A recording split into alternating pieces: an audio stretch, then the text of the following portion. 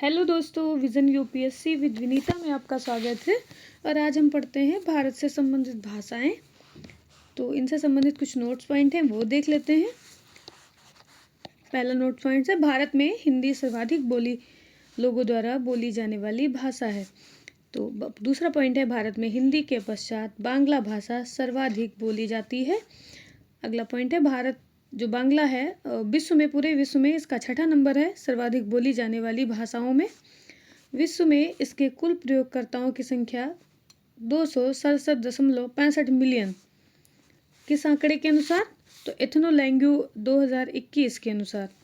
भारत में विभिन्न भाषाओं को निम्न समूहों में विभाजित किया जाता है। तो कौन कौन से विभाजित किए गए हैं, इनके जो समूह हैं वो देख लेते हैं एक बार। तो इनका पहला समूह है भारत यूरोपीय भाषा परिवार से संबंधित कुछ भाषाएं हैं, जिनमें मराठी, संस्कृत, पाली, अंग्रेजी, प्राकृत, अपभ्रंश, हिंदी, बांग्ला, गुजराती आदि हैं। दूसरी है कि द्रविड़ परिवार की भाषाएं कौन सी हैं? तो तेलुगु, तमिल, मलयालम, कन्नड़, गोंडी, ओनांग, ओराव और आदि, मतलब कुछ और भाषाएं भी हैं।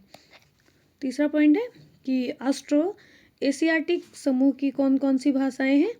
तो खासी है, संथाली है, मुंडारी है तथा भूमिजादी। यह भारतीय जनजातियों द्वारा बोली जाने वाली भाषा है। नीचे एक साड़ी दी हुई है, इसमें देखते हैं कुछ भाषाएं दी हैं और इनको कितने लोग उपयोग करते हैं इसकी बात कही गई है। तो एथनोलैंग्यू 2021 के अनुसार भारत में सर्वाधिक प्रयोग की जाने वाली भाषाएं निम्नलिखित हैं। तो एक तरफ भाषाएं लिखी हुई, एक तरफ इनसे प्रयोग में या उपयोग में करते हुए लोगों की संख्या दी है। तो पहली भाषा है हिंदी, जिसको 596 मिलियन लोग बोलते हैं। बंगाली, इसको 106 मिलियन लोग बोलते हैं। मराठी, इसको 99 मिलियन लोग बोलते हैं। तेलुगु, इसको 93.9 मिलियन लोग बोलते हैं। तमिल 76.9 मिलियन और उर्दू 62 मिलियन। आगे देखिए, एक आप आंकड़ा इस तरह याद कर सकते हैं, चाहे तो इसकी एक ट्रिक टाइप से बना सकते हैं कि सर्वप्रथम हिंदी, देखो ये लिखा हब मत ताऊ। तो हब है यहाँ पे, हब मत ताऊ ऐसे बना सकते हैं, या कोई आप अपनी ट्रिक भी बना सकते हैं, आपको जो सही लगे। यहाँ पे लगभग 5 लैंग्वेज तक आपको अगर सीक्वेंस आएगा तो आप क्वेश्चन को आसानी से बना सकते हैं। आगे देखते हैं, यहाँ पे कुछ शास्त्रीय भाषाओं की बात की गई है। तो ये शास्त्रीय भाषाएं जो हैं भारत सरकार द्वारा तमिल, संस्कृत, कन्नड़, तेलुगु, मलयालम, ओडिया को शास्त्रीय भाषाओं के रूप में घोषित किया गया है।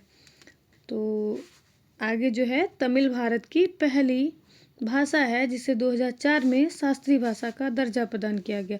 संस्कृत को 2005 में, कन्नड़ एवं तेलुगु को एक साथ 2008 में, मलयालम को 2013 में, और अभी हाल सबसे जो लेटेस्ट भाषा है वो उड़िया है, 2014 में इसे शास्त्रीय भाषा का दर्जा दिया गया।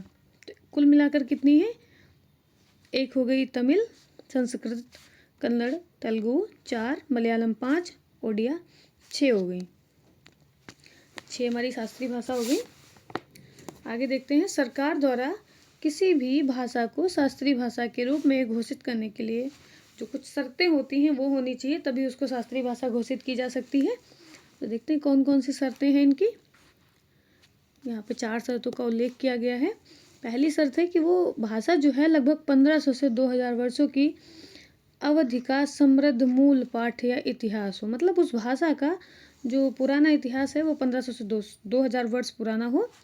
दूसरा पॉइंट है, प्राचीन साहित्य या मूल पाठ का एक भाग जिसे वक्ताओं एवं पीढ़ियों द्वारा बहुमूल्य विरासत माना जाता है।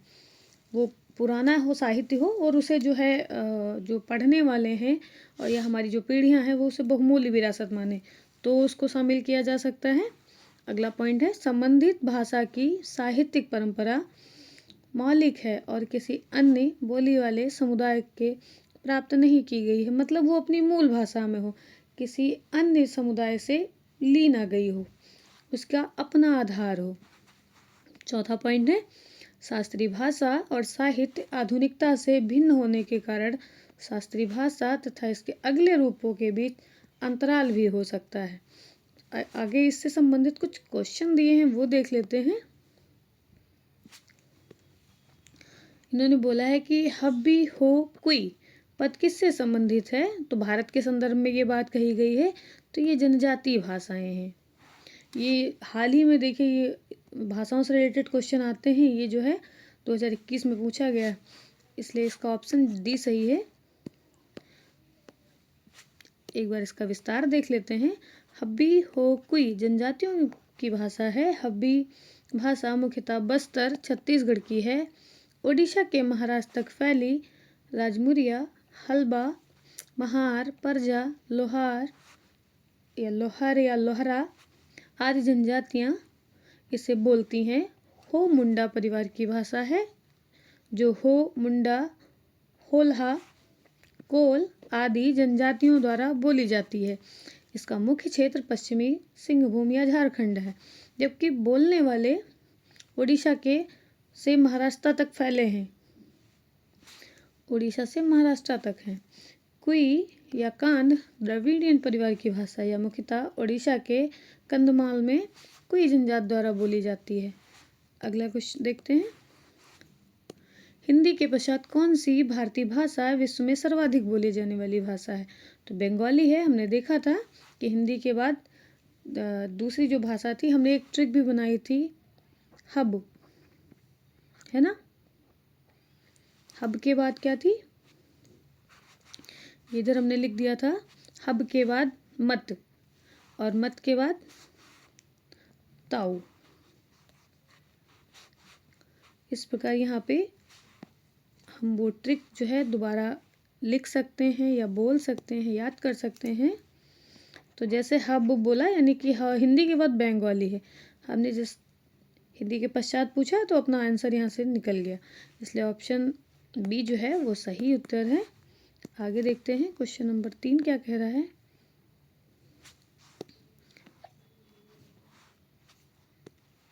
भारतीय उपमहाद्वीप में बोली जाने वाली भाषाओं में बोलने वालों की सर्वाधिक संख्या के आधार पर हिंदी के बाद किसका नंबर आता है, तो हमने भी पढ़ा था हब, तो वो है बंगाली, ऑप्शन बी सही है। चौथा क्वेश्चन देख लेते हैं। अगला क्वेश्चन देखते हैं। क्वेश्चन नंबर 5 क्या कह रहा है, चौथा पहले देख लेते हैं। चौथा, हिंदी के पश्चात कौन सी भाषा भारत में अधिक बोली जाने वाली भाषा है, तो आपने पढ़ा था हब, हब से वो से बंगाली। बार बार ट्रिक इसलिए बोल रहे हैं क्योंकि आपको रिवाइज हो जाए। 5 नंबर पे क्या है क्वेश्चन, ये देख लेते हैं। तो ये 5वां नंबर कह रहा है कि भारत में कौन सा सबसे बड़ा भाषाई समूह है, तो हमने पढ़ा था इंडो आर्यन जो है बहुत सबसे बड़ा भाषाई समूह है, इसलिए ऑप्शन बी सही है। आगे देखते हैं। 2011 की जनगणना के अनुसार भारत की 78.05% जनसंख्या इंडो आर्यन भाषा समूह से संबंधित है।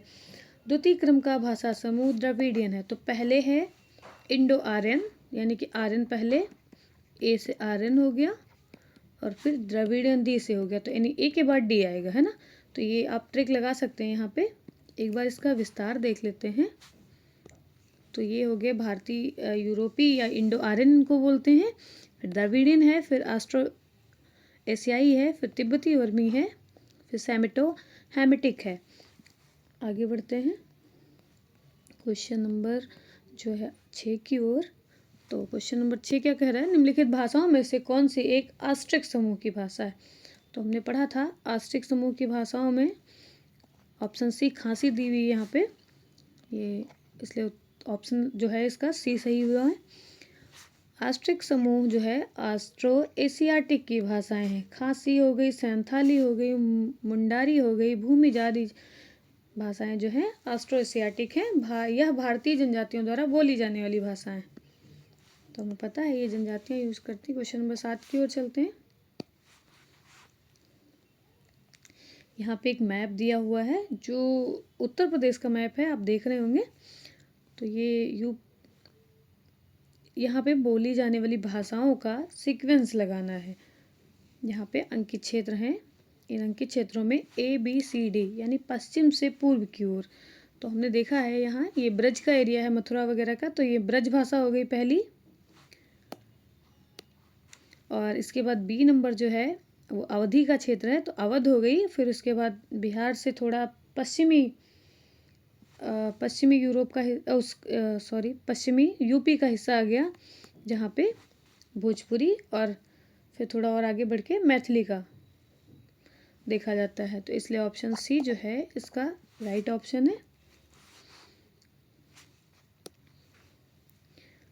ये देखिए यहाँ पे एक विस्तार भी दिया है। तो पश्चिमी उत्तर प्रदेश की ब्रज भाषा क्षेत्र को, बी मध्य उत्तर प्रदेश की अवधी भाषा क्षेत्र को, और जो सी है वो पूर्वी उत्तर प्रदेश के भोजपुरी भाषा क्षेत्र को, तथा डी उत्तर बिहार के संलग्न उत्तर मैथिली भाषा क्षेत्र को इंगित करता है। आगे चलते हैं। वर्ष 2014 में किसे प्राच्य भाषा का दर्जा प्राप्त किया गया? वही जो है शास्त्रीय भाषाएं पूछ रहा है, तो ये ओडिया है। ओडिया को 2014 में मिला था। इसका एक बार विस्तार देख लेते हैं। तो 20 फरवरी 2014 को केंद्रीय मंत्रिमंडल ने ओडिया भाषा को शास्त्रीय भाषा के तौर पर वर्गीकृत करने को स्वीकृति प्रदान कर दी है। अब तक तमिल को वर्ष 2014 में, संस्कृत को 5 में, माफ़ करिएगा, तमिल को 2004 में, संस्कृत को 2005 में, तेलुगु तथा कन्नड़ को 2008 में, मलयालम को 2013 में शास्त्रीय भाषा का दर्जा प्रदान किया जा चुका है। जबकि 2014 में हमने किसको पढ़ा? ओडिया को।